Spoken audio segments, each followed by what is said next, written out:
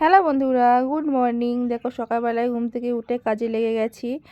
সকালবেলায় যা ডিউটি, সকালবেলা তো দেখো কুয়াশা, ঠান্ডা ঠান্ডা ওয়েদার। ছাদটা জল দিয়ে ধুচ্ছি। এখানে একটু বাসন টাসন নিচে নামিয়ে রেখে এসেছি। এটাই আমার উঠোন বলতে পারো। এই যা জল দিয়ে সকালবেলা ধুই, যেহেতু এখানে আমাদের নিচে যেতে হয়, ওপরে তো কিছু নেই। রাত্রিরে খাওয়া দাওয়া করার পরে এঁঠো মুছে মোছারগুলো ছাদের ওই সাইডে এক সাইডে ধুই। ধোয়ার পরে সকালবেলা হয় দেখুন বালতি করে জল নিয়ে এসে ঢেলে ছাদটা পুরো ভালো করে ধুয়ে দিই। না ধুলে হয় না, এঁটো কাঠা রাখতে ভালো লাগে না। ওই জন্য সকালবেলা উঠে বাসি বাসন টাসনগুলো বার করে নিয়ে ঘর দুয়ার ঝাড় দিয়ে ছাদটাও জল দিয়ে ধুয়ে নিই পরিষ্কার করে।